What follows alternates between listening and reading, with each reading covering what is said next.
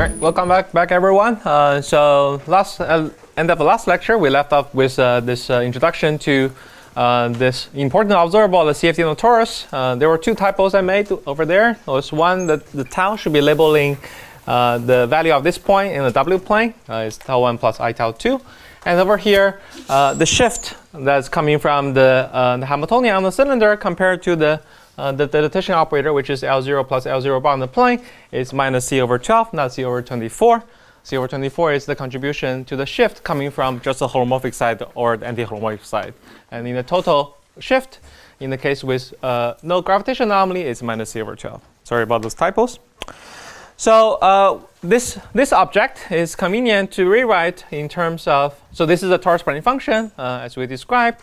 The way you can think about this as a trace over the Hilbert space on S1, where this cylinder Hamiltonian generates the time translation in the tau direction. So the way you think about this is that you think about this torus, which is constructed from identification of the complex plane parameterized by coordinate with W according to this lattice shift by 1 and by tau. Okay? And this same object can be thought of as starting from the cylinder, where this is the tau direction. Oh, sorry, this is the, okay, so this is what I said before to avoid confusion with notation. This is Euclidean time direction. This direction is sigma, and W is sigma plus IT Euclidean. And this trace evaluates the Poynting function on the torus by starting from the cylinder, implementing the time revolution according to the Hamiltonian on the cylinder, together with the shift in the spatial direction, okay, with parameter tau1 and tau2 correspondingly. And the torus Poynting function, using the relation between the Hamiltonian and the momentum generator in terms of L0 and L0 bar, is also frequently written in the following form, which we will also use for the rest of the lectures, using the Q parameter as follows.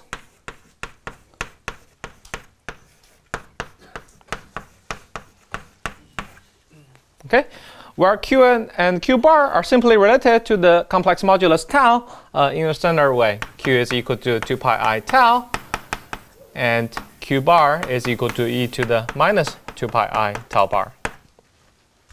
Okay, and then now we'll try to spell out some important properties of this Poynting function, and we'll see how constraints from a locality at the level of this observable would allow us to deduce much constraints on the Ising CFT. In particular, we'll be able to pin down what is the precise operator spectrum in the Ising CFT, which describes the continual limit of the spin chain that Shuhan described in his lecture. All right. So there's a question? To the power of n bar. And the power of the Q bar. Sorry. This is L bar. Yes. Sorry about that typo. OK. So what are some key features which will empower us to deduce powerful results into the CFT based on this torus Poynting function?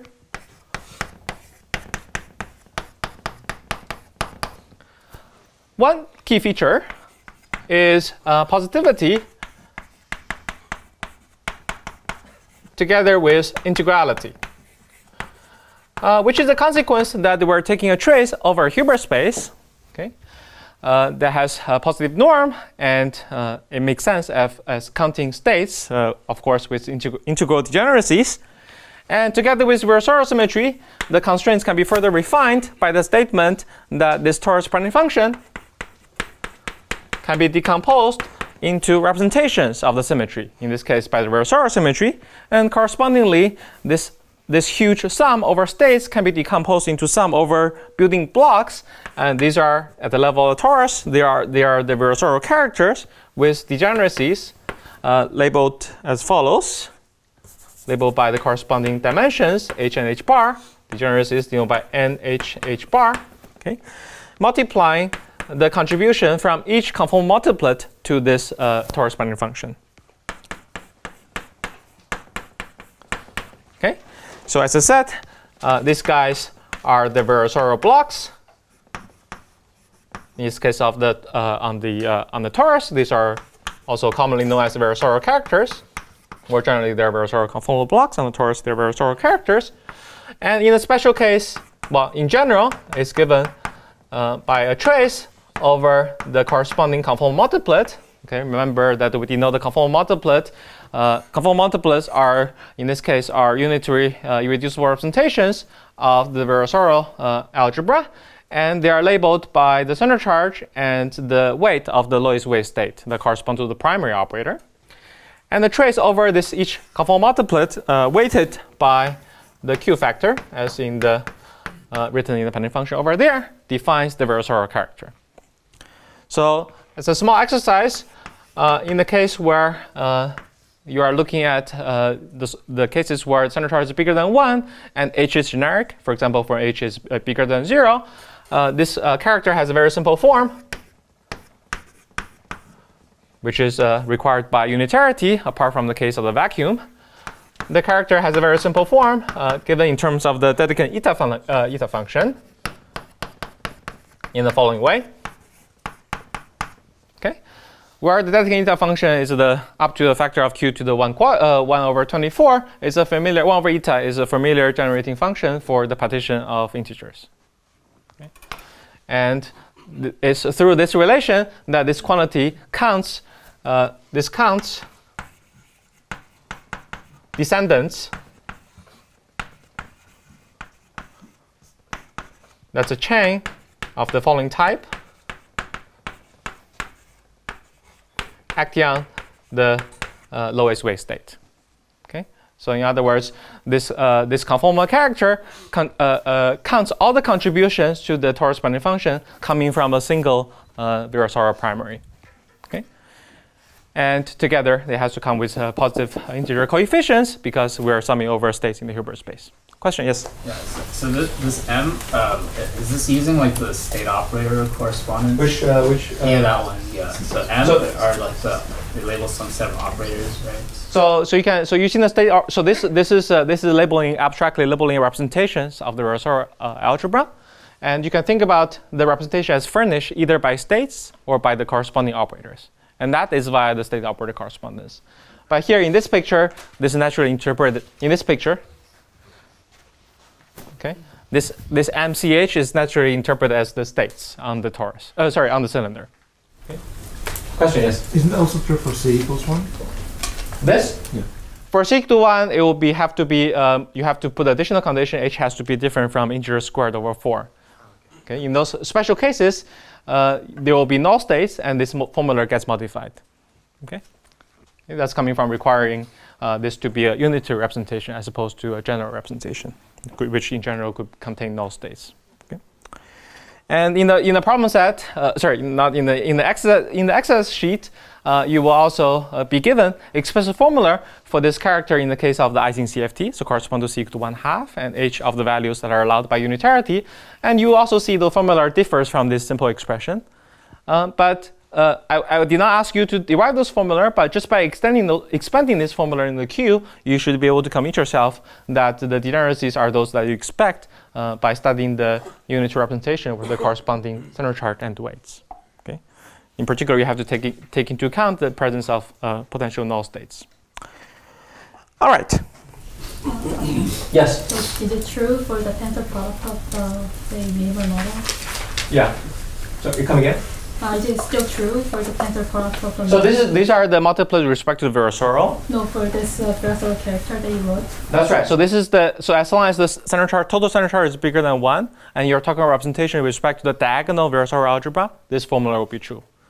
Of course, what so happens is that there are clever way to write this Fine function when there's a bigger Kerr algebra, which happens when the CFT is a product of middle models, in which case naturally you would want to write this in terms of products of the characters of the middle model.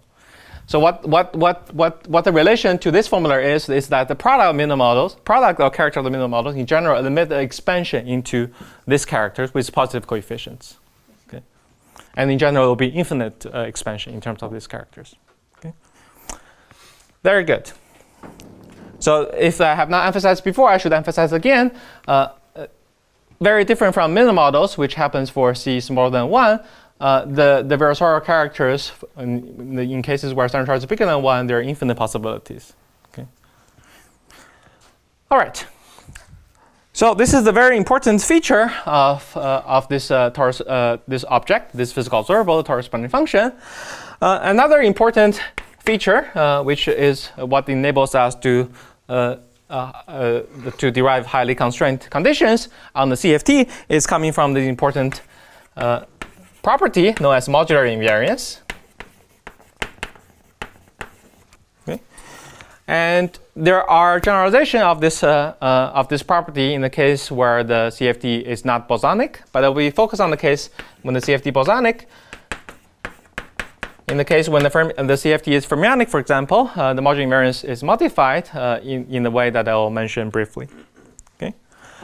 So what is modular invariance? So modular invariance can be thought of in several different ways. What's the definition of CFT being bosonic or fermionic?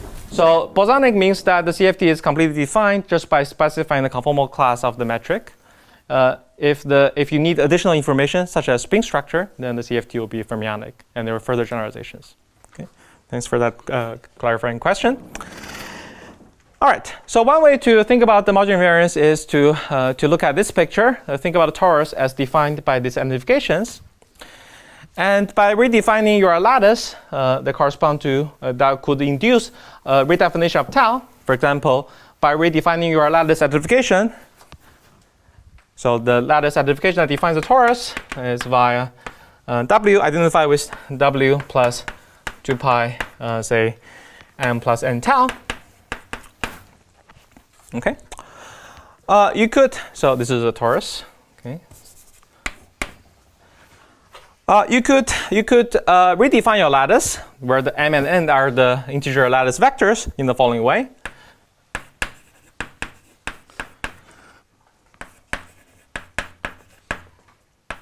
Okay.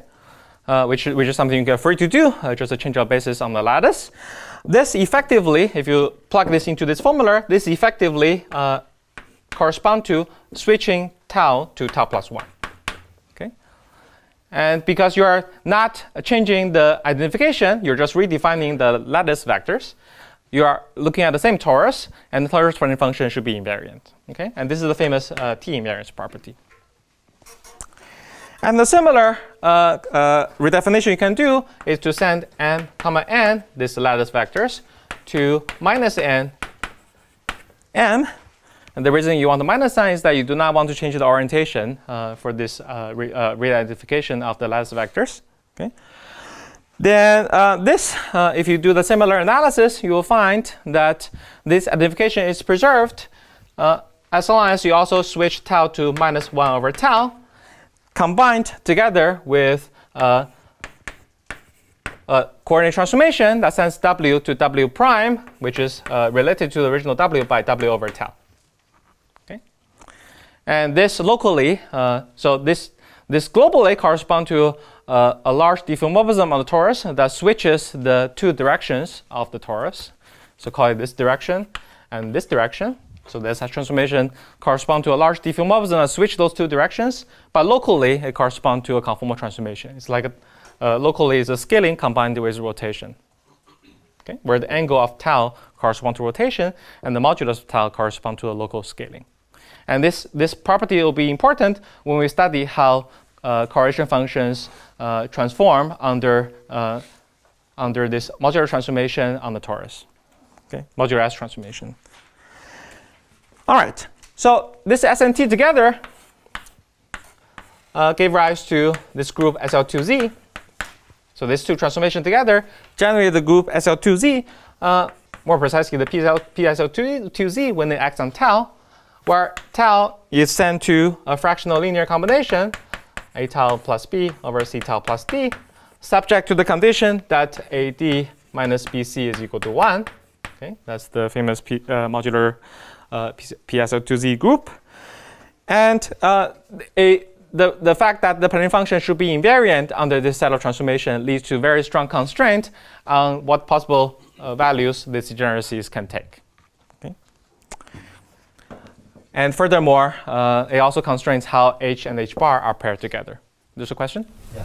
Yeah. So this modular invariance coming from the diffeomorphism verb of like one or passing integral, is that right? You can think about it as coming from a large diffeomorphism. Yes. Yes. or equivalently is coming from a large conformal transformation. In this case, there's no difference because the metric literally stays the same. But in this case, the metric stays the same after doing a Weil transformation, which is related to the fact there's a non-trivial conformal scaling here. So the second one is not quite a diffeomorphism invariance? So it's a combination of diffeomorphism is a covariance. It's not an invariance of theory. It relates correlation functions on a given metric to another metric related by diffeomorphism transformation. But for this particular transformation, you can bring the metric back by combining with a Weil transformation. That's a statement you have a conformal solution. So the question that, suppose you have a Lagrangian, usually Lagrangian passages will have this diffeomorphism invariance. I wonder whether that alone it's a covariance. would require this morphism invariance, modular invariance. It means the partition function defined by diffeomorphism invariant Lagrangian passenger would guarantee to be modular invariant. So of course here I'm assuming there's no gravitational anomaly. In that case, yes. Yeah, if there's a gravitational anomaly, there's no longer the case. There could be a phase, yes. Okay. All right.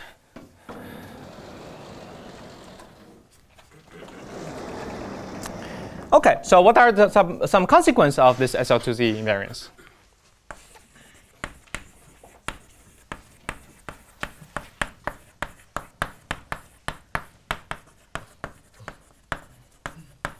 Okay. PSL2Z, they're just related by quotient T by the Z2, okay? The center Z2. So I may frequently just drop P, okay? Because acting on tau, only the quotient act effectively. Yifan. Yeah. So that SL2Z is the mapping class group. That's the mapping class group of parts. So for any general Riemann surface, is that true? Like I put the CFT on any. Oh, very good. Very good. Yes. So very generalization of this property for general Riemann surface. Yes. With the mapping class group. Yes. Okay. Cool. Thanks. Does that give you constraints? Or Sorry. Does that give you more constraints? Very good. So it's yes. So at the if you look at it, it looks like it gives you new constraints. Okay. But as I will discuss towards the end, that there's a basic set of constraints where all the other constraints are redundant. So it turns out that if you just study constraints coming from on the torus with the arbitrary single operating insertion, all the other constraints from consideration of higher Riemann surfaces it will follow. Okay, as long as the constraints on the torus with a single insertion is satisfied. Okay, that's a consequence of the argument of Moore and Seiberg. Yeah. Question, yes. Yeah. So can you remind us so here is the Bolzani CFT modular invariant. Yeah. So maybe one of the condition or the constraint derived is central charge. Parallel central charge is 0.24. Well, here I'm even imposing a stronger constraint. There's no gravitational anomaly at all, and C and C bar are equal for the purpose of these lectures. Yeah. But because earlier there's a discussion about the fermionic CFT. Yeah. So in this context, well, in the fermion CFT, the Marana fermion CFT is different from the case we're considering because you have to specify the spin structure.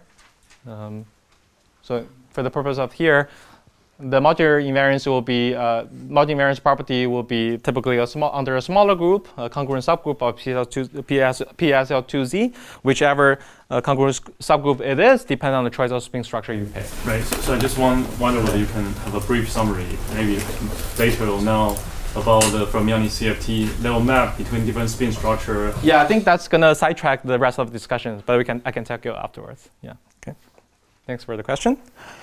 All right, so let's spell out some consequence of this PSL2Z invariance. One of them is quite straightforward, namely the invariance under T transformation. So if we go back to this formula, we see that under a T transformation, where tau over here is sent to tau plus 1, what that means is that you will gain a phase of the form e to the 2 pi I. H minus H bar from each operator of dimension H and H bar contributing to the trace. Okay.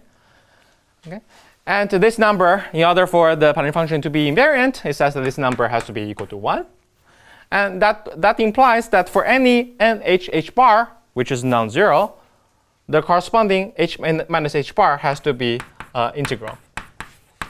So namely, we have the quantization, the familiar quantization of spins in the bosonic CFT, which can be thought of as a consequence of the modular T invariance.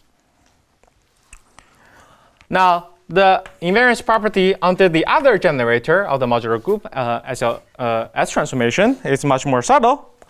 For that, we can use the fact that the characters under SL2Z transformation typically are related. So I use this notation to denote some integral, depending on the center charge. Sometimes you have finite number of Versor characters, which happens in the case of Ising. But in general center charge, there are infinite number of characters. And it happens that when you do a modular transformation in the argument of the character, you will get the combinations of the characters with the original modular parameter tau, but with subject to some coefficients. This coefficient in the general case will be some integration kernel where H prime can take continuous values. But in the case of Ising, you'll find this to be literally a matrix, a 3×3 matrix. And this general modular transformation at the level of the characters take the same form. Takes the following form. And then S invariance, using this algebraic relation, is roughly speaking saying that this kernel or this matrix acting on this degeneracies and HH bar should preserve this degeneracies itself. Okay? And this N is also known as the modular invariant. When this condition is satisfied, it's known as the modular invariant matrix, or modular invariant, just for short. Okay. So, yeah. In the compact case, is it always a sum, or you can have an integral even if? Yeah. So this is just the fact of representation theory. Whenever center charge is bigger than 1, in general you will have an integral. Yeah. So in the compact case, if you focus on it's a compact CFT and it's a rational CFT with a bigger Carrel algebra, in which case you can define a generalization of these characters with respect to the Carrel algebra, which is bigger than Versor, then it can still happen that this will be a finite sum, but it will be with respect to the bigger Carrel algebra. Okay. Thanks for the questions. This H prime can be discrete, so it can be infinite sum, but so the case where you really have integral, which H prime is continuous.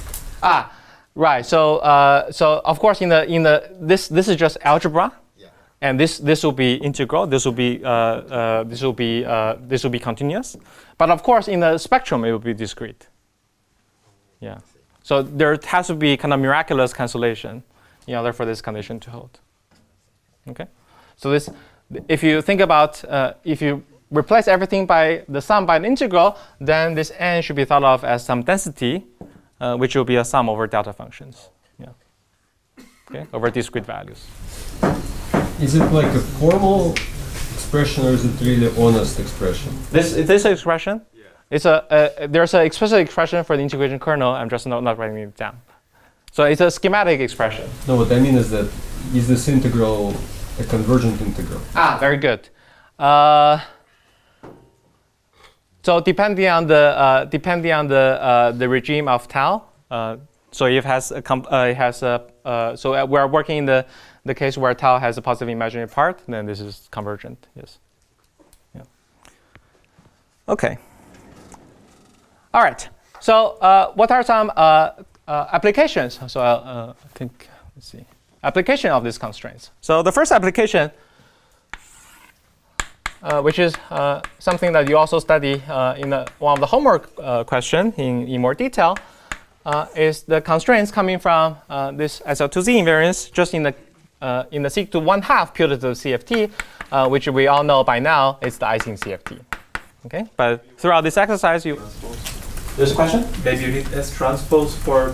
Yeah, so this is a schematic. So if you think about matrix, then there's a transpose. Yes. Yes. Good. Okay. Good. Yeah. Thanks for the. Yeah. Of course, if you want to multiply them. Yes. Okay. All right. Okay. So the first application is the Ising CFT, and as we already know, once we specify structure to be 1/2, the possibility for H and H bar is equal to 0, 1/2, or 1/16. There are only 3 possibilities. And now we go to the first condition coming from T invariance. It says that H bar has to be H minus H bar has to be an integer. That immediately tells us that H and H bar has to be the same because they take these fractional values. Okay. So T invariants immediately imply that this modular invariant matrix is diagonal.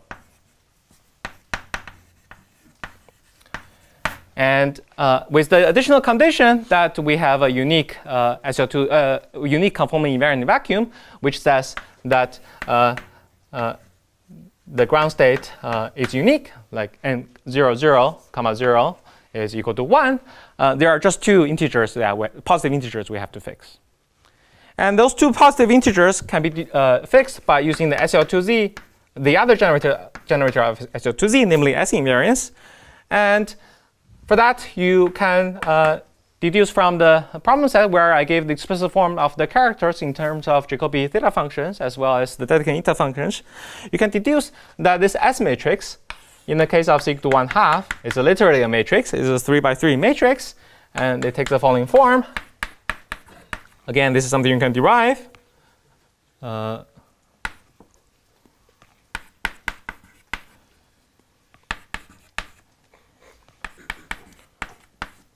Okay.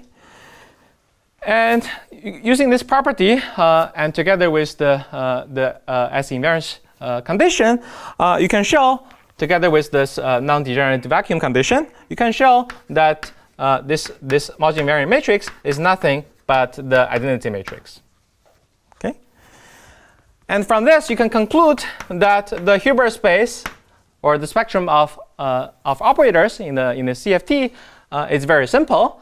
In addition to the identity operator, as one of the Virasoro primaries, the only other two Virasoro primaries is the energy operator, which has dimension 1/2, 1/2, which correspond to the mass deformation in the Mariner-Fermion language. And in addition, the spin operator of dimension 116, 116, okay, which correspond to, if you are using the phi-4 description of the Lagrangian description of the Ising model, where the Ising come from the fixed points.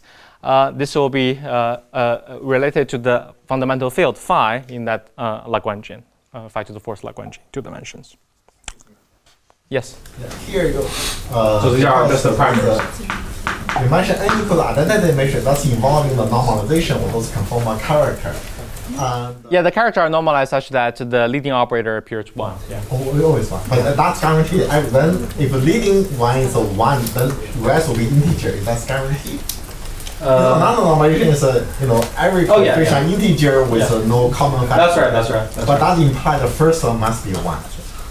Sorry, I mean there's a lowest power q. Yes. Lowest power q equal to 1. Yes. That implies the rest will be automatically integer. Yes. Sorry, lower power of q. Lowest power of q. Yes. They're concerned that maybe in order for every coefficient to be integer, so the lowest power may be 2. No, we have So there, I think there are two ways to ask your question. Two ways to answer your question. The way I would choose is that because we have a condition on the CFT being it's local and also has non-degenerate vacuum. Okay. So that already ensures that the having the local means that this Penning function is well defined, has integral degeneracies.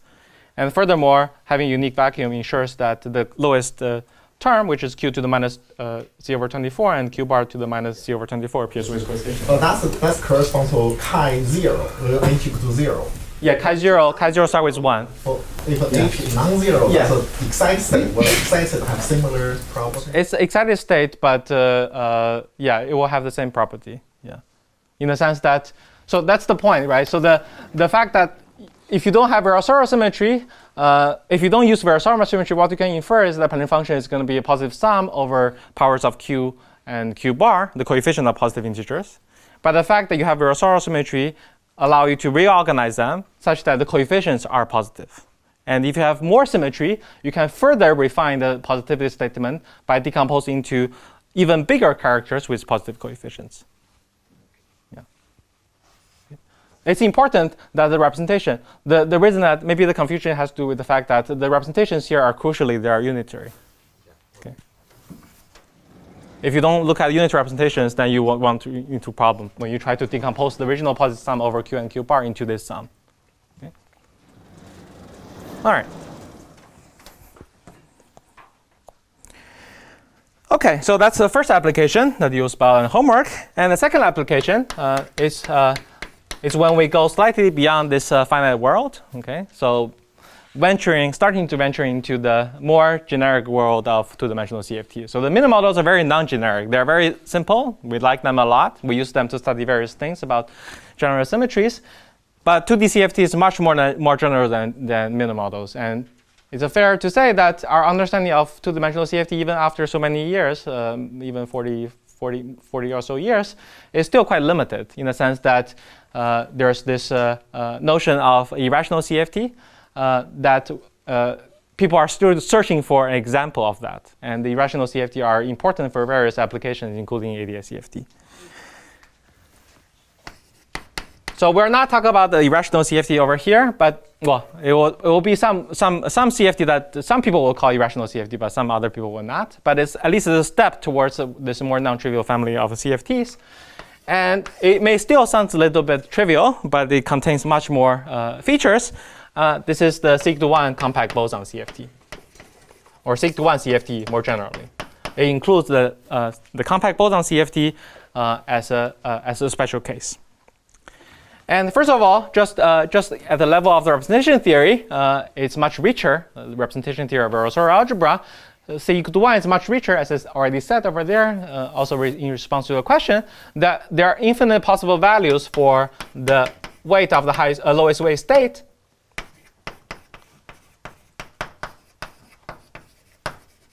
H, okay, for where we have this unitary irreducible representations, as opposed to having only discrete possibilities in the case of the mini model, which happens for C smaller than 1. And for the case of infinity can be continuous infinity, not discrete infinity. Yeah, continuous. So H can take continuous values. Okay. Representation theory level. Of course, in the given theory, H will be special values. Yes. All right. So the sigma-1 CFT, there's a proposed classification, which you can read a summary of that in Gene Sparks' review that I referenced in the first lecture. And the continuous solutions, the solutions to the modular solutions to the modular invariance.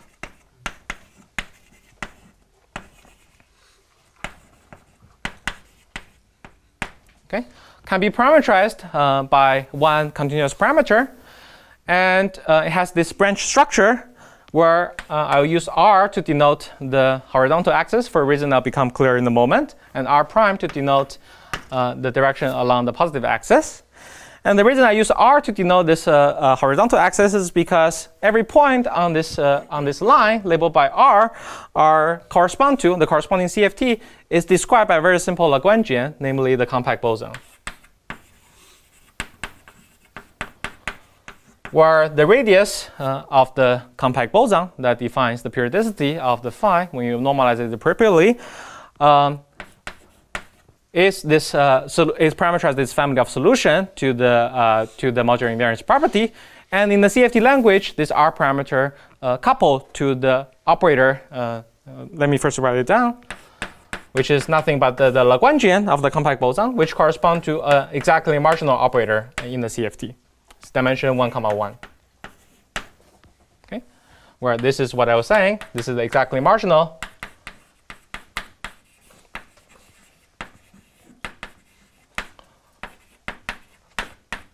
(1, 1) operator.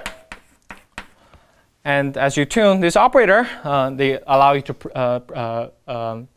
produce this line of solution to the modular invariant condition.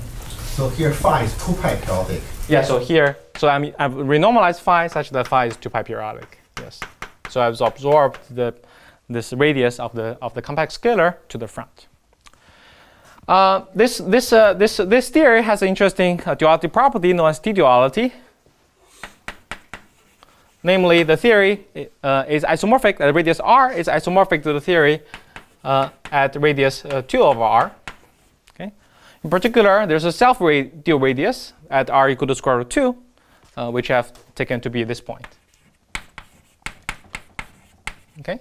And this is also the reason that I parameterize this family of solution with a half line as opposed to a full line. Okay, because the theories with r smaller, positive but smaller than square root 2 are identified with the theories labeled by r bigger than square root 2.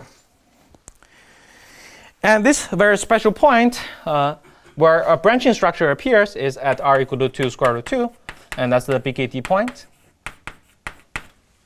Okay. And this other branch is related to this horizontal branch in a simple way by a Z2 orbifold. And for that reason, it's often referred to as orbifold branch, where the orbifold amounts to gauging a discrete Z2 symmetry, which at the level of a Lagrangian simply reflects phi to minus phi.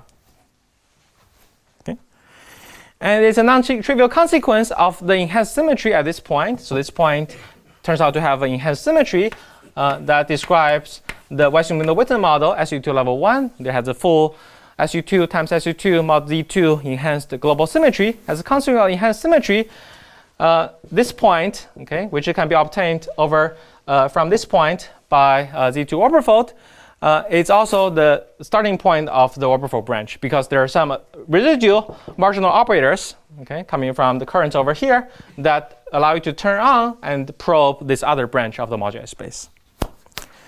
And in addition to these continuous families, there are also 3 exotic points, discrete points, which is not connected to anything else. And they're also related by non-abelian orbifold with respect to this SU2 level 1 point. With respect to subgroups of the non-anomalous SO3, so there's orbifold. So these special points are obtained by orbifolding this CFT using non-abelian symmetry, non-abelian subgroup SO3, which is the non-anomalous subgroup of the symmetries at that point. Subgroup of non-anomalous SO3, which can be thought of as a diagonal subgroup of the left and right SU2s of the Weissman-Witten model. We'll describe orbifold in special cases shortly after. But here I just want to summarize that these 3 points are obtained by orbifolding with respect to these subgroups, the alternative groups, the permutation group, and alternating group of SO3. Okay? And SO3 has many other subgroups. That's right. So if you look at, yes, so the subgroups are follow ADE classification. So if you do orbifold with respect to the A-type subgroups, you will remain on the circular branch. If you orbifold with respect to the D-type subgroups, you'll be probing points on the orbifold branch. And these are the E-type orbifolds. Okay, so E6, E7 types. Okay.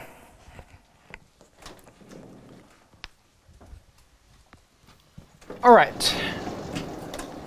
So these are concrete applications to these constraints coming from SL2Z invariance. Just studying this consistency of locality on this single observable in the context of specific CFTs. But there are also interesting applications of this modular invariance property of a different flavor that applies to CFTs in a more universal way. Okay. Again, there's an exercise that you can do in the exercise sheet that allow you to probe understand this better. But let me just outline the idea in the lecture. Okay, and this application has to do with the famous Cardy formula, which is a universal way to characterize the density of states, namely the density of states in the Hilbert space, characterized in terms of Virasoro representations by this modular matrix NH H bar, when H and H bar, when the sum of H and H bar are large. Okay, so they correspond to the asymptotic density of states. In other words, it captures universal properties in this density of states, which in general is quite complicated. It's very theory dependent, but there's some universal behavior when you look at states of high energy, namely measured with respect to the H cylinder, and this what I said, H plus H bar. And there are generalizations of the Cardy formula that allow you to probe the asymptotic behavior of density states in other directions, with, for example, depending on the spin. And there are some references in the exercise which you can read on these further generalizations. This question, yes? You might show the black hole just right over here. They are rod on the right. Yeah, that's good. Sorry? Yeah, they are rod on the right side. Anyway, it's good, but I say they are rod on the. There's a rod. Yeah. Now you can move. Anyway, it's good. It's all good. Oh, over here? It's good. I'm not sure what you're. It's like a hook in case you want to use it. Oh yeah. I can use the rod when I need to. Yeah. Thanks. Yeah. All right. So the center charge, as you all know, is an important characterization of the CFT. It refers to, well, it's also known as the Wall anomaly, and in particular, is the give rise to the count of the degrees of freedom.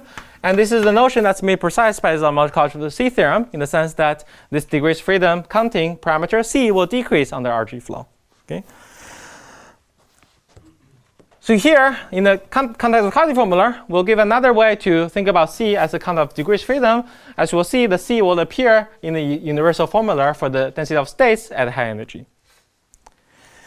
So for this purpose, of the special, the original Carty formula, we can focus on the special case where the torus is rectangular. So in which case, it's purely tau parameter is purely imaginary, and they can take it to be the following form, where beta is the familiar inverse temperature.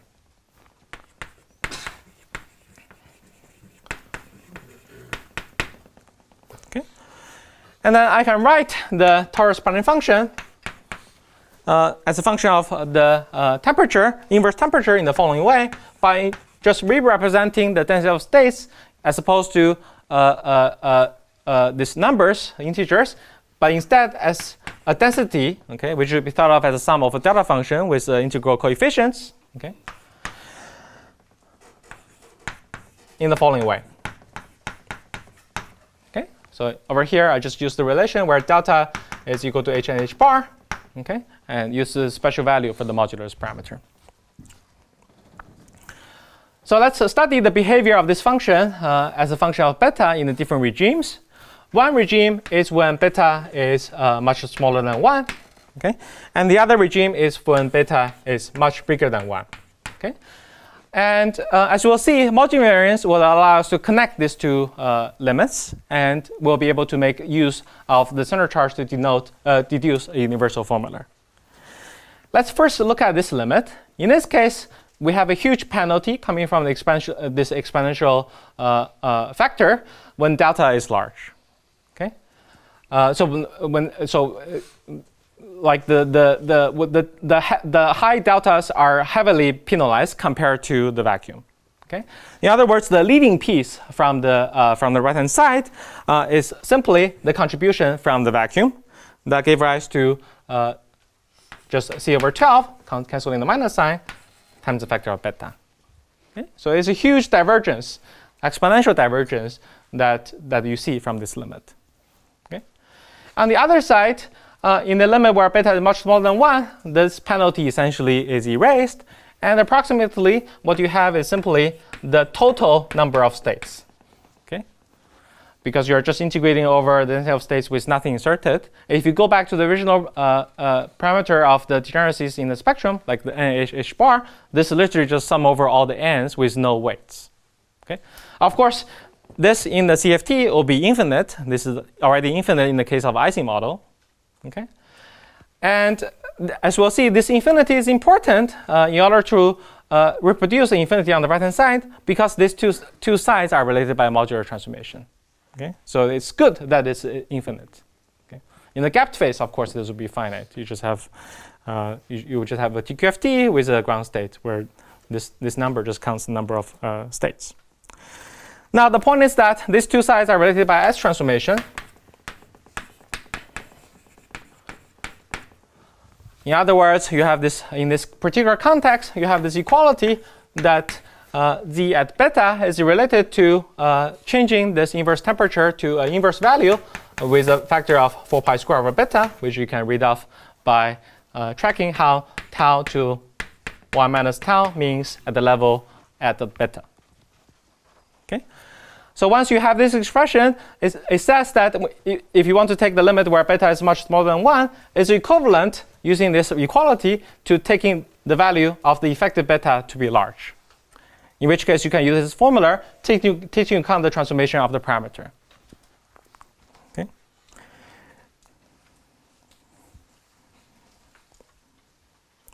Any questions so far? Just one question. Yeah. Is there a way to see this asymptotic behavior in the small beta case directly from the integral? Yes. So in the problem set you will see that. Okay. Yeah. Okay. So one of the exercise questions that are already posted asks you to check this explicitly in the case of Ising CFT. Okay. All right. So what I was saying over here is that once you use this two equality, and in this equality you just take beta to be small. On the left-hand side, you can use this expression.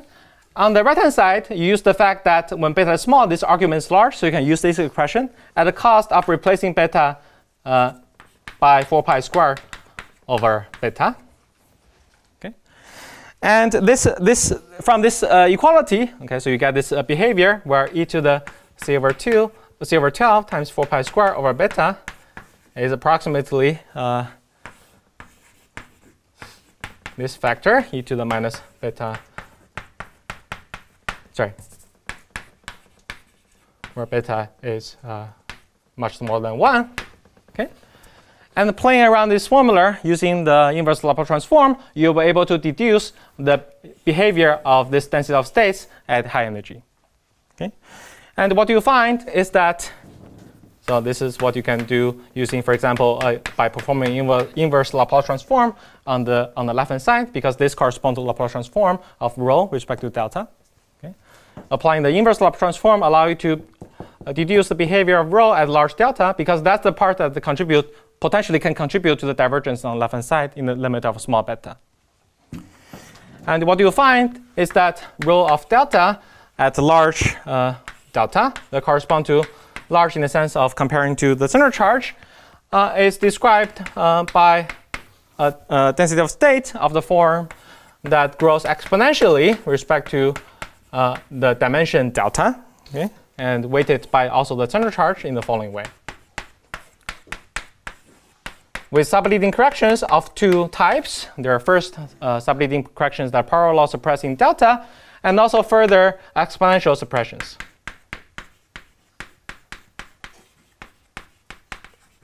And the parallel suppressions are easy to understand, and the exponential suppressions at the level of this formula is coming from the fact that on the left-hand side they only kept the leading term in the small beta limit in this S-dual frame, and keeping track of the contribution from other operators on this left-hand side will lead to this exponentially suppressed terms.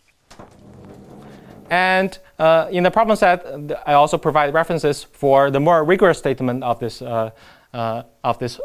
Carty formula that is understood more recently using Tauberian theorems as well. Using what, sorry? Tauberian theorems. Yeah.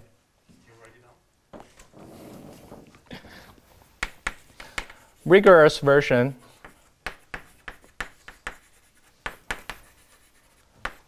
from Tauberian theorems.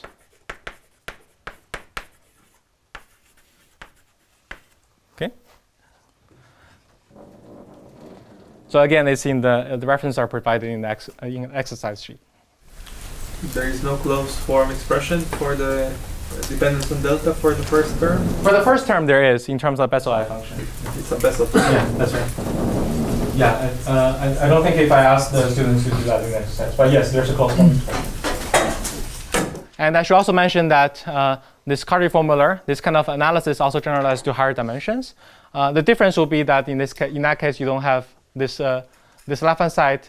This left-hand side is not going to be controlled by the center charge anymore.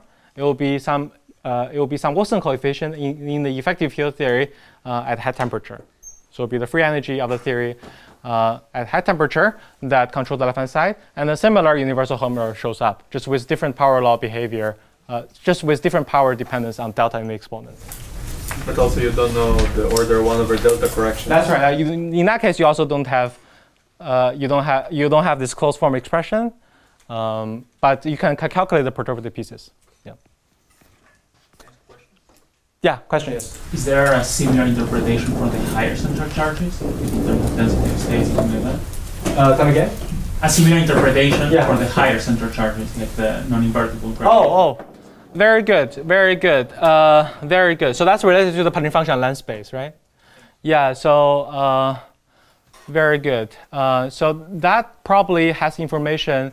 So I would think that you'll have the same kind of exponential dependence, maybe up to rescaling, but the square root delta will be there. But the prefactors may keep track of the symmetries. Yeah, that's my intuition. But it'll be interesting to work it out. Yeah. All right. So the last application is what we'll do for the rest of the talk, the rest of this lecture, and also the subsequent lecture, the next lecture. That is to use this Modulin variance property of the Patin function, or more precisely, a Modulin covariance property of the Patin function in the presence of symmetry decoration, meaning you have symmetry twist and action of the symmetry operator on the Hilbert space to discover. So the application 4 is the focus for the rest of the lecture, is to discover, using this modular covariance property, to discover first features of familiar symmetries, such as anomalies of group-like symmetries, which resonates with many things that Shuheng talked about on the lattice, but now in the continuum. But later, next lecture, we'll also discuss how we can use them to discover new and surprising sometimes generalized symmetries.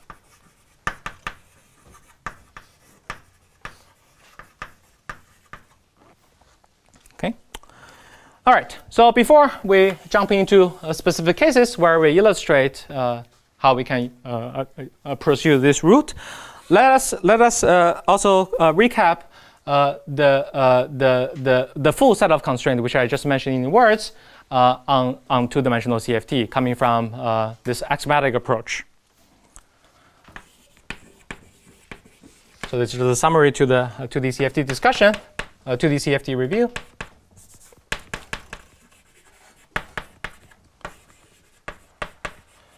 Even though I'll largely focus on the constraints coming from Modulin covariance, but this is also to address the question before. So the general axiomatic constraints, apart from unitarity, which we already imposed, is coming from locality. So here I'll focus on the case from constraint coming from locality. And for my purpose, locality means that we'll be able to put our favorite CFT on the general Riemann surface, and there are consistency conditions coming from where we choose to be our quantization slice, which is a codimension manifold. In the case of 2 dimensions, nothing but a collection of circles. But the locality says that no matter how we choose the quantization circle, and we use the fact that we can glue these surfaces, we can glue the parts of the Riemann surface together using the complete set of states in that Hilbert space on the circle, we'll always get the same answer. Okay? So it boils down to a consistency of cutting and gluing CFT observables on Riemann surface.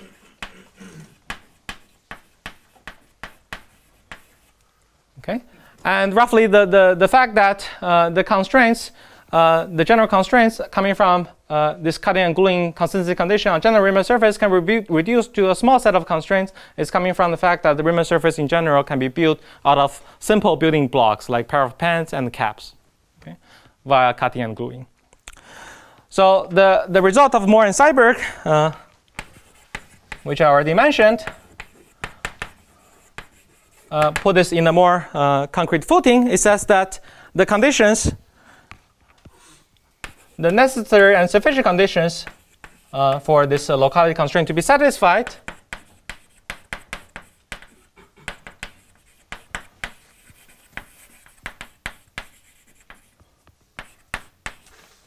amounts to two set of conditions. One set of condition is known as the sphere 4-point crossing.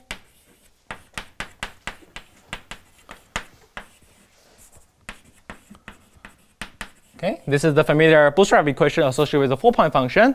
And the way that arises is to look at the 4-point function. You can imagine that you compactify your Euclidean space-time to a sphere, and the 4-point function on the plane can be mapped to a 4-point function on the sphere. Okay, and these operators are labeled as 0, 1, 2, 3, and 4, for example. Okay, let me use this ordering. Okay, now there are many circles you can choose on the sphere. Choose it to be the quantization, to be the spatial slice where you quantize the theory. For example, there are two obvious choices. You can choose it to be this circle, okay, or you can choose it to be the other circle. Okay, and once you make the choice and using the OPE of the operators enclosed by the circle in the given quantization scheme, this leads to two natural decompositions of the 4-point function, depending on which cutting and gluing surface you pick, that are usually represented by this kind of diagram that keep track of the operators that's being exchanged. So in this top channel that correspond to, so I don't know if there's color. I don't think I saw. Okay, it's this color over here. So if I choose it to be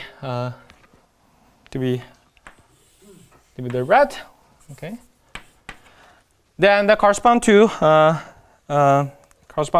this particular OP channel, where you fuse these two operators O1 and O2 into intermediate channels operators, which span the states on this hyperspace labeled by the red circle. And then you take the overlap with the operators which appear in the OP expansion of these two operators, again expanded into states on this circle. Okay, and there's an alternative quantization that you can do by choosing to be this circle. And then doing a similar procedure, what you find is the other OP channel, which amounts to fusing operators 1 and 3, and then taking the overlap with the operator that appears in the fusion of operators 2 and 4. Okay? And on either side, you have to sum over all the intermediate operators. Okay? And again, as I said, the possible operators that you can sum over in general could be infinite. Okay?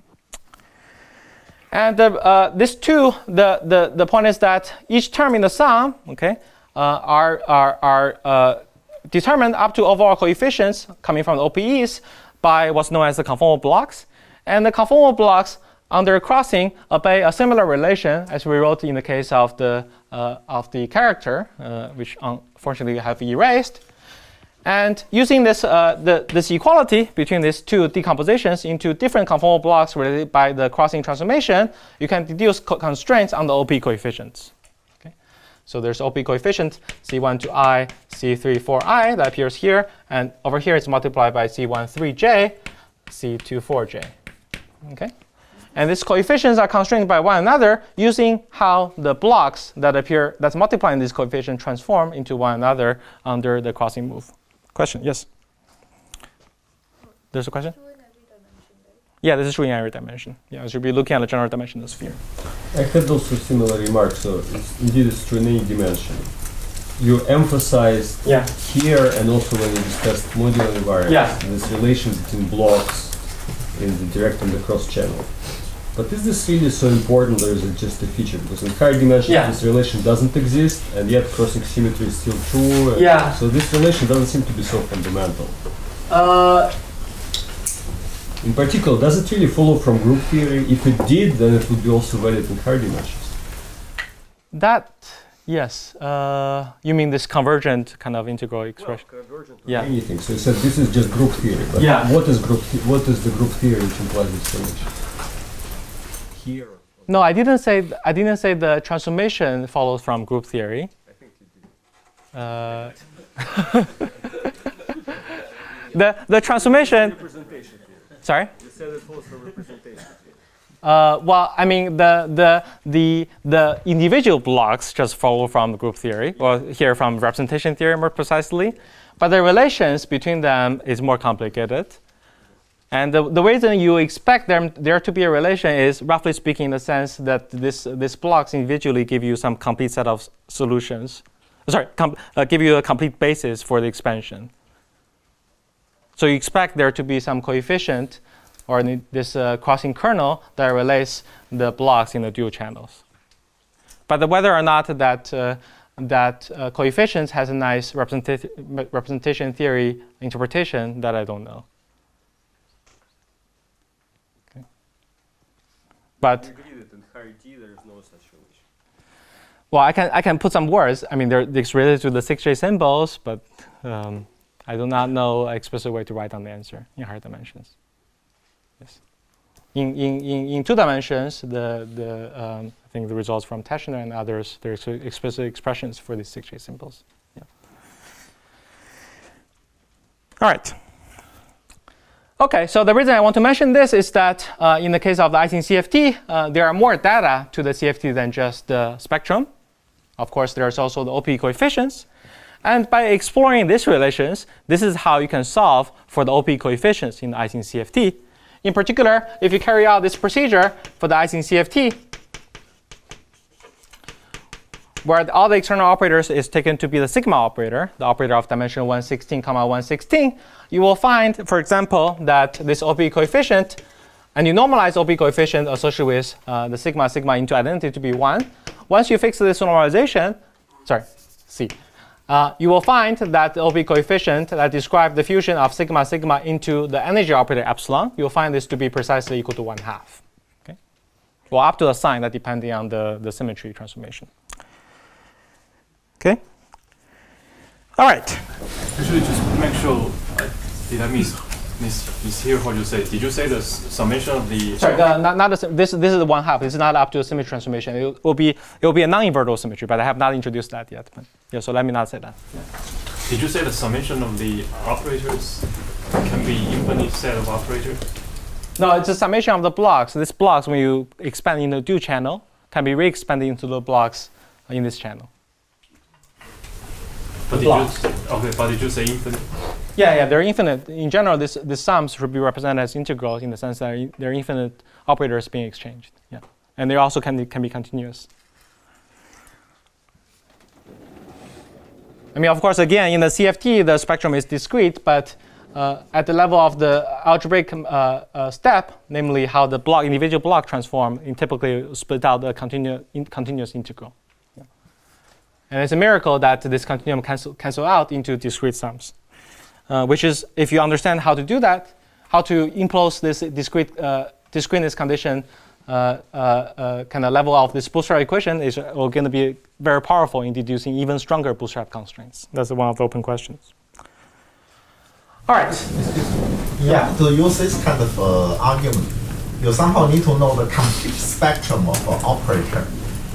And sometimes this may be difficult to... No, so you can control the contribution from the subleading, from the operators. Yeah. So you can... Yeah, we can talk about it afterwards. So there's an art in how to deal with these equations when there's infinite sum. Okay. And of course, in general, you would expect that there are many unknowns. You will just get very weak bounds. But there's an art in trying to, kind of gradually, by exploring what's known as linear functional acting on this space, to deduce stronger and stronger constraints. Okay. All right. So the other condition that I already alluded to before in answering one of the questions is the constraint from modular covariance.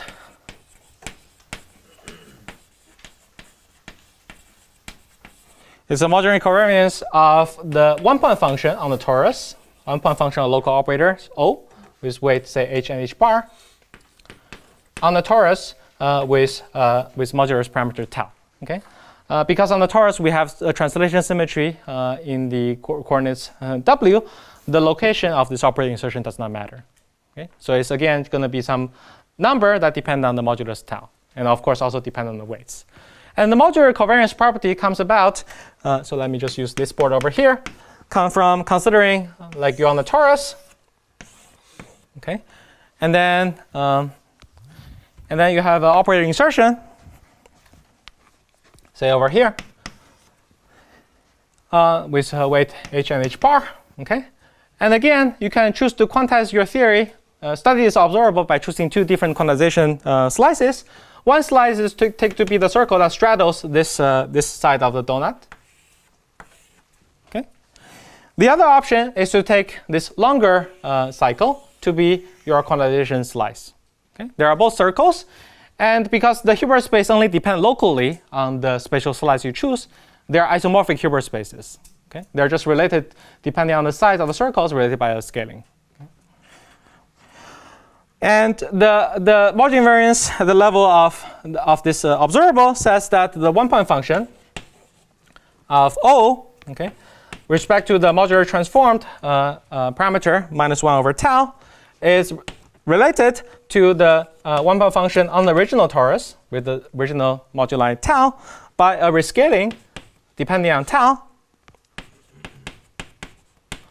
And this factor is coming from the fact that locally, I think, again, something I erased, is that when you do the S transformation, differing from the T transformation, the large deformable does not precisely preserve the metric. You have to implement additional Weil transformation. Or equivalently, it's coming from the fact that you have to do a conformal transformation to implement this large deformable, okay, while preserving the that correspond to the combination of the deformable and Weil transformation.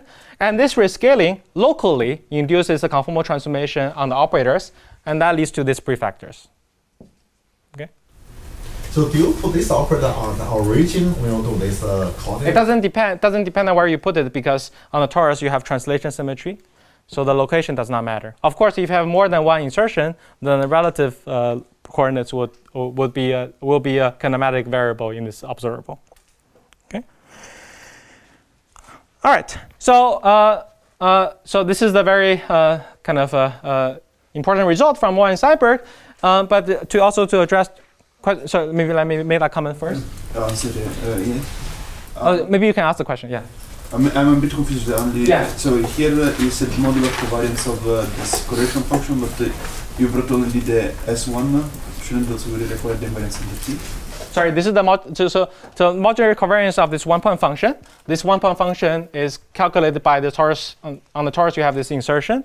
There are two ways to calculate it, at least to these two sides of the equality. And the modular covariance says that they're equal up to this prefactor. Okay, so it's not. I don't have to check that it is a modular form on the tab only. That behaves well under S1. Okay. So in the case of the no insertion, this is just modular variance of the dependent function itself. So I'm saying that the conditions you have to satisfy in order to fully satisfy locality constraint is this crossing identification and this equality associated with one-point function of local operators on the torus. You have to check T duality as well? Yeah, this is S duality. Tau plus tau. Oh, yeah. So that, because the T invariance is very simple, just integrality of spin. So that we already did in the beginning. Okay. All right. So that means this non-zero only if the operator has an integral spin. That's already included. Oh, that's already included. But even more, you can show that this one-point function is only non-zero if it has even spin. This is a little bit less obvious, but this you can argue. And so for tau plus 1 will be invariant. Yes. So tau plus 1 will not get any new constraint. Okay. So what I was saying just now is that even though Moore and Seiberg reduced the set of constraints from a locality to this relatively small set, but still there's an infinite set of conditions in the sense that for the sphere, you can take arbitrary operators to be your insertions on the sphere. And for the torus, you can also take this operator to be arbitrary operator on the torus. And if you don't know your theory at all, I mean, you have infinite possibility for these guys and also for these guys. Okay? There are an infinite number of constraints, and it may look like an overwhelming problem to even find a solution. So previously, you considered the case when the operator O on the torus is identity, right? When we were talking about the partition function. Here? Yeah. And you could write it in terms of the Virasoro characters. Yeah. When O is non-trivial operator, is there something similar? Yeah. So there will be the so-called one point. So it will be a conformal block, and it will be the one point torus blocks. And then there is like a matrix. That's right. Similar. It just kind of factors out. Yeah. No, it does not. So no, the torus one-point blocks in general are very different from the Virasoro characters. In very special cases, they are equal, but there are accidents. Generically, for generic H, the torus one-point block is very different from the Virasoro character. But there's also well-known how it transforms under this S transformation. I see. And in front of this block, there's like the expectation value of O in that Yeah, it will be like the two-Riemann function. Yeah. Of the operator. So in that case, you should have a sum over H, right? And then in front of each block will be weighted by the two-Riemann function of this operator O with the operator H appearing twice. That's being exchanged. Oh, it's really a 3-point function, like a lambda. That's right. That's right. Yeah. Yeah. If you generalize the second condition 2 to arbitrary Riemann surface, whether you can drop the first one. Oh, that's a very good question. That's a very good question.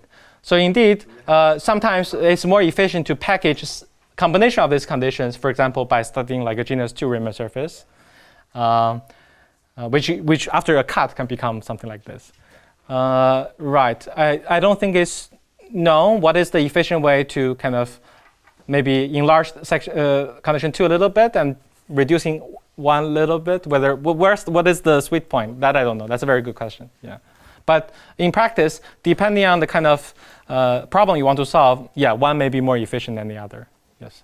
But for the purpose of this lecture, we'll find that this last one will be very efficient. Yeah.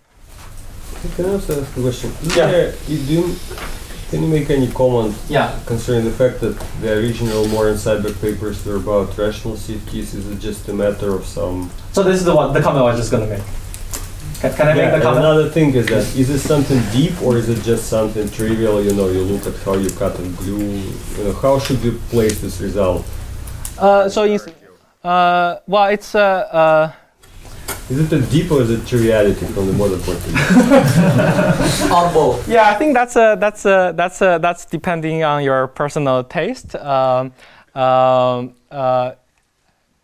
I mean, they explain that this more general kind of conditions can be reduced to these very simple conditions using cutting and gluing. Yeah. And maybe let me answer your first question first. So they did two things. They first explained that the locality constraints can be reduced to this, like local moves. Okay. And then they also showed, this is what I was just saying, that this is a very still overwhelming set of constraints to solve. They showed that these constraints can be solved easily in the case of RCFT using structures from a theory that live in one higher dimension, namely a TQFT that's described by a modular tensor category. So those are the two things. These are solutions, like simple solutions. These are simple solutions. General, yeah. But they found a set of simple solutions. That's right. That's right. Yeah, and they have extensive appendices, on the details. Yes. But I think there is a question that Slava maybe already asked. Like when we looked at higher dimensional CFTs in recent years, like the second criterion was never an issue. Nobody cared about it. It wasn't useful, and everything came from the first criterion. Yeah. Are there like very clear examples in 2D where the second criterion is crucial?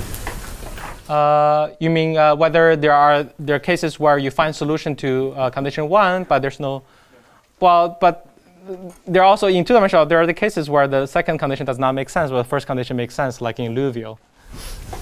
But also in 2D, take Ising and restrict to the Z2 even sector. Right? Yeah, but that I would say is a solution. We don't like, yeah, also this. No, but Shuhan has a fair point. Is that a fundamental failure of one, not some little thing that you tap on some Z2 or something like that.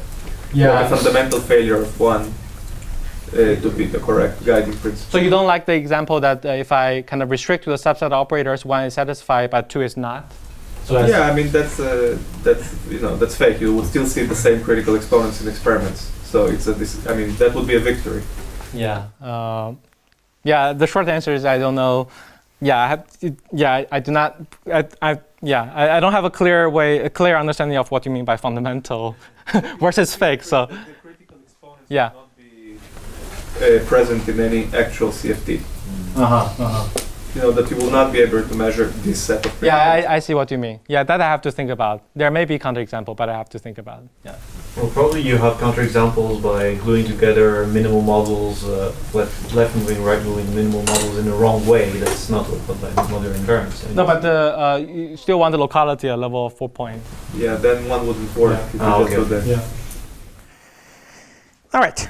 Okay, so that's all about 2D CFT without symmetry, and now in the remaining, I don't know how many minutes, hopefully 15 minutes. Let's get started on describing introducing symmetries to the game.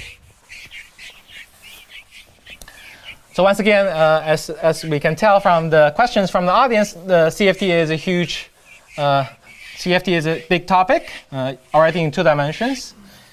And this 1.5 lectures is not supposed to cover everything in the 2D CFT, but give you a flavor of some non-trivial results coming from axiomatic constraints in 2D CFT. And if you want further references on reading, please feel free to let me know. All right, so let's now talk about the framework that we can discuss generalized global symmetry.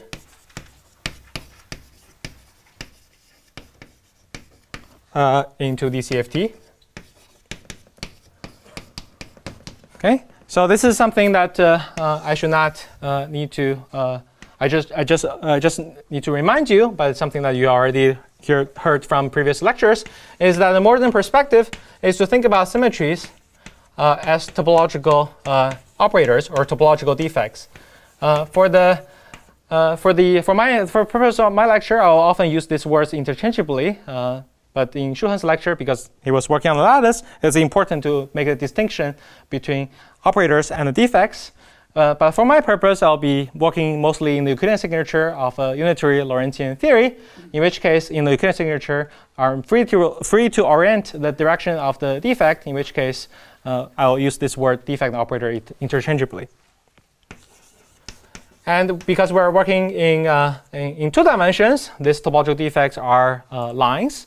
And for that reason, I'll abbreviate and call them TDLs. And the topological invariance property encodes the very important property of symmetries, namely they are conserved quantities. They give rise to conserved quantities.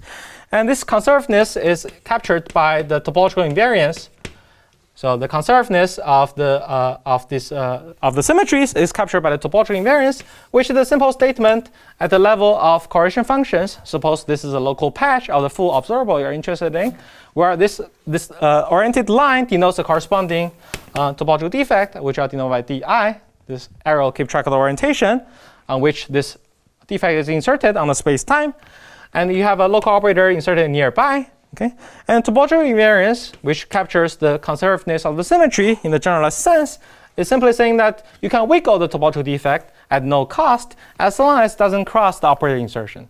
Okay, and we'll also be able to handle the cases where it does cross, and the way the crosses will encode how the symmetry acts on the corresponding operator.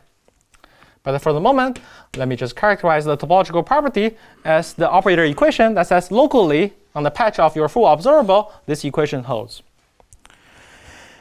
And then you can also consider a pair of topological defects side by side. And more generally, you can consider many topological defects side by side. But the elementary operation we can do is when you have a pair, in which case we call it di and dj. And there's a structure associated with this pair of topological defects known as fusion, which is coming from the fact that, again, they're topological. So you are free to bring them close to one another, infinitesimally close. And that typically will decompose into a direct sum. So this is a direct sum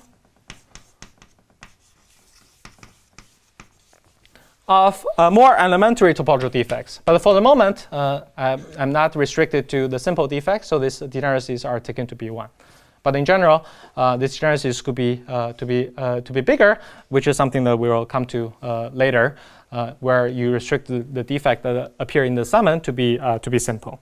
Okay, and the notion of direct sum just means, again, it's the operator equation. So if you try to calculate the expectation value of the 2 configuration on the 2 sides with this local configuration, this direct sum distributes into a sum of correlation functions.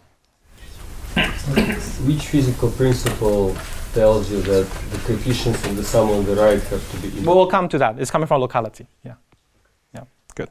For the moment, so I'm just hiding that into this defect that appears in the sum. Yeah, okay. All right. So this is to be contrasted with the more familiar example of group-like symmetries. For example, if you have symmetries furnish a group, and the topological defects are labeled by individual group elements, G and G prime. In this case, the fusion is nothing but dictated by the group multiplication, G times G prime. Okay, so you just get The fusion product is labeled by the product of the group elements. And then, as I said, we can also handle in the case where the topological defect does pass through a local operator. In that case, there's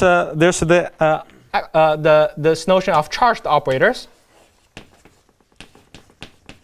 where locally, when you do pass the topological defect into the operators, locally you will encounter the action of a circle, okay,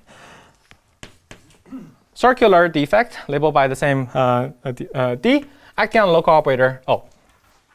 Okay, and the fact that this defect is topological means that you can shrink this topological defect down to the point where the operator is inserted, and in general you get another operator, which I'll denote by D hat, which denotes the action of this generalized symmetry on the operator, dotted, which characterizes this abstract action on the operator O at the same location. And the fact that this defect is topological, meaning that it commutes with stress energy tensor, ensures that the operator here and here, even though they're in general different, they carry the same representation under the space-time symmetry. In the context of two-dimensional CFT, that means that these two operators have to have the same conformal dimensions. So for example, the H and H bar are preserved.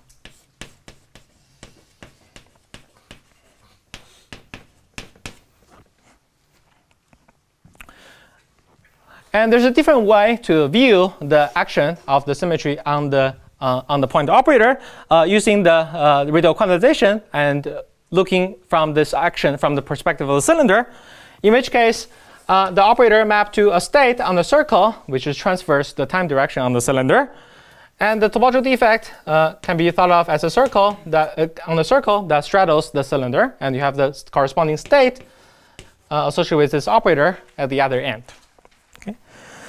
And in this perspective, this operator, this is really the topological operator that Shuheng talked about, and they furnish a representation of the fusion ring. So this in general defines a fusion ring. Okay. With certain integrality and positivity property that I'll describe later on. But for the moment, the one thing we can deduce is that this D hat, which represents how the symmetry acting on the local operators in the cylinder picture, will says that D hat furnish representation of the fusion ring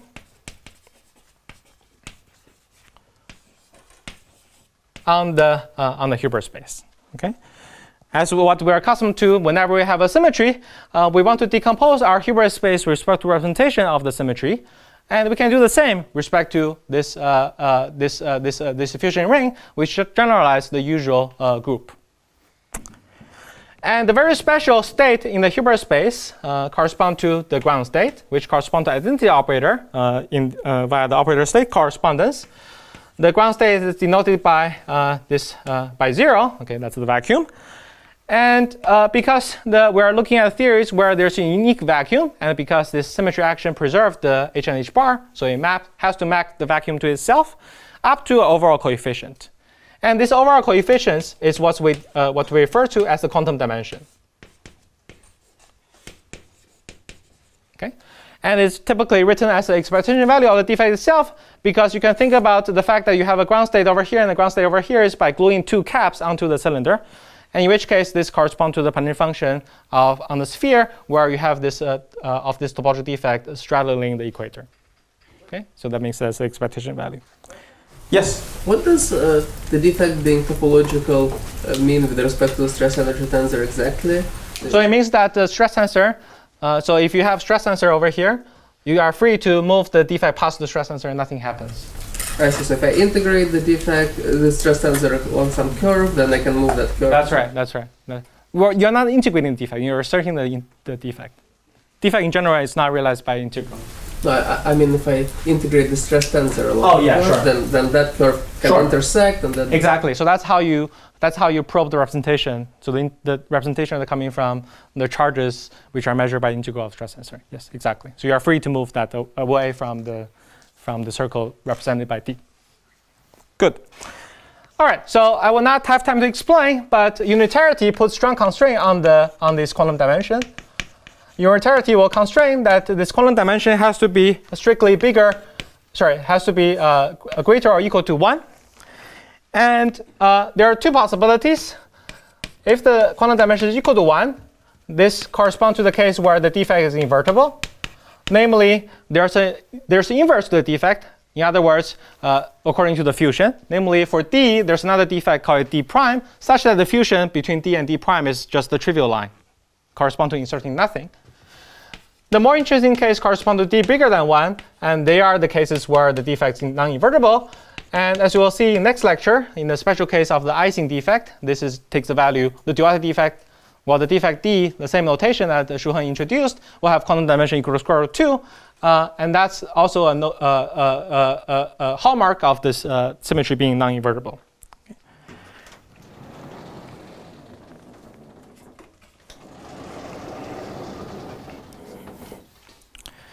All right. So in the last 3 minutes, let me at least give a kind of teaser about what will come next, where we study generalized symmetries in the Ising model in the continuum.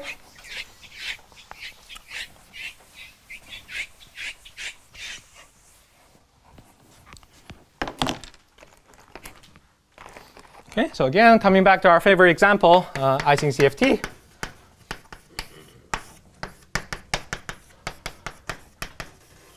Okay, and we asked the question that we should always ask whenever we're given a quantum field theory or a lattice model. Okay? Namely, what are the symmetries?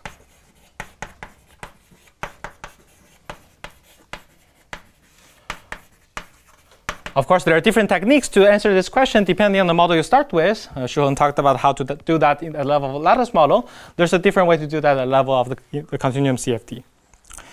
So symmetries. Symmetries in the case of a continuum are equivalent to word identities satisfied by general set of correlation functions. Okay. So symmetries, or more precisely, zero-form symmetry in this case, they give rise to word identities.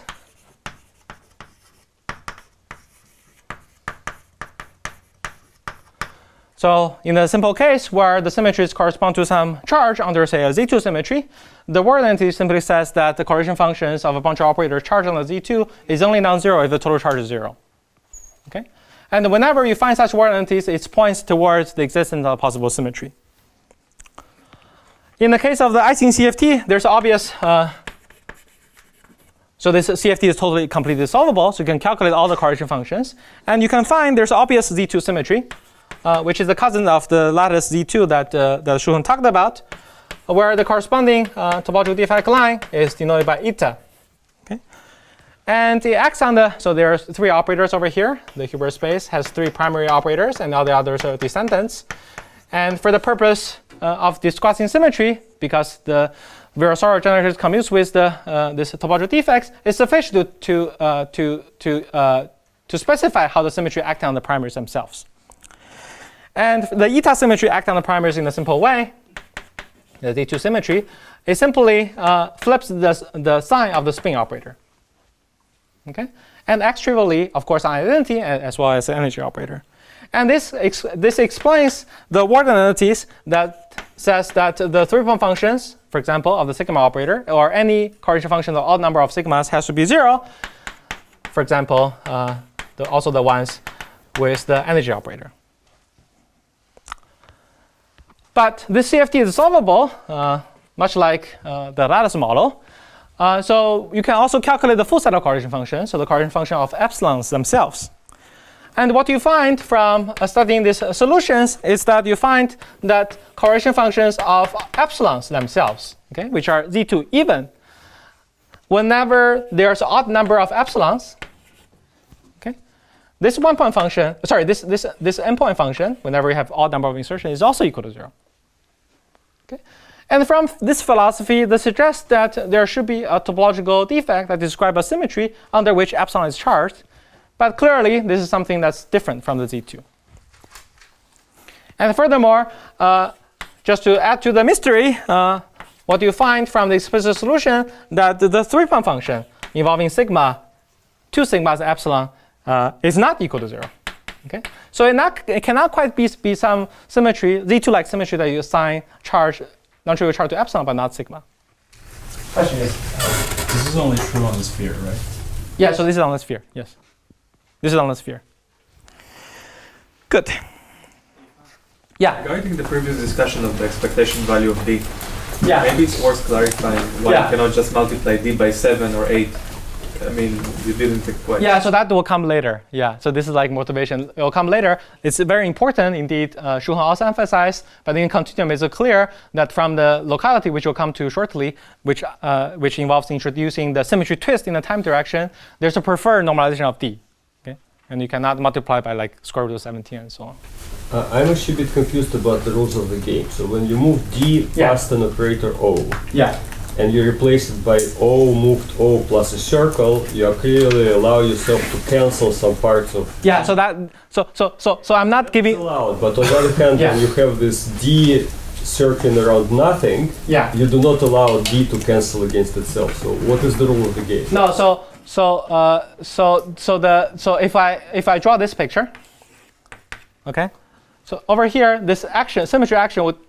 No, I mean, I'm not sure what your confusion is. If I have nothing, then I'll obtain the quantum dimension itself. I'm confusing about the full move. Like take D and move it past O, right? So first you create some. Yeah. So there's a junction. There's a junction. And you allow yourself to cancel the junctions. No, I'm not. Yeah. So there's a move. So there's an F move involved. So I did not. So I only said in words that these two are related. This is the ingredient that's needed to understand how you pass the defect through O, but I did not explain the full set of ingredients.